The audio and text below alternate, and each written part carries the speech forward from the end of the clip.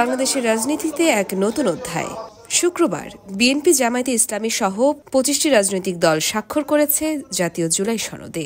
রাজনৈতিক সমঝোতা ও রাষ্ট্র সংস্কারের প্রতিশ্রুতি নিয়ে এই সনদে স্বাক্ষর করেন প্রধান উপদেষ্টা অধ্যাপক ডক্টর মোহাম্মদ ইউনূস এবং জাতীয় ঐকমত্য কমিশনের সদস্যরাও। কিন্তু প্রশ্ন হলো, এই জুলাই জাতীয় সনদ আসলে কি? এটি একটি রাজনৈতিক সমঝোতা দলিল, যেখানে রাষ্ট্রের কাঠামো, নির্বাচন ব্যবস্থা, বিচার বিভাগ, প্রশাসন এবং ক্ষমতার প্রয়োগে বড় ধরনের সংস্কারের অঙ্গীকার করা হয়েছে।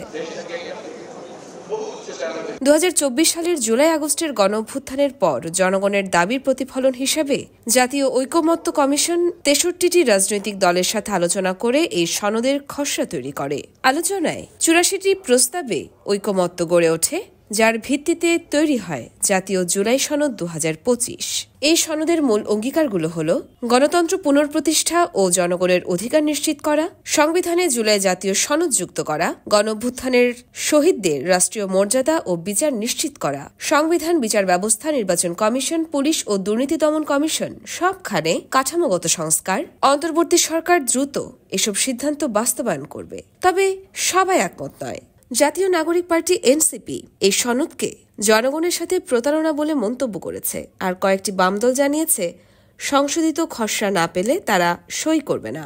জুলাই জাতীয় সনদ এখন বাংলাদেশের রাজনীতিতে এক নতুন বিতর্কের নাম। কারো চোখে এটি গণতান্ত্রিক পুনর্জাগরণের রূপরেখা, আবার কারো কাছে এটি রাজনৈতিক কাগজে প্রতিশ্রুতি। আপনি কি মনে করেন, জুলাই জাতীয় সনদ কি সত্যি বদলে দিতে পারবে বাংলাদেশের রাজনীতি?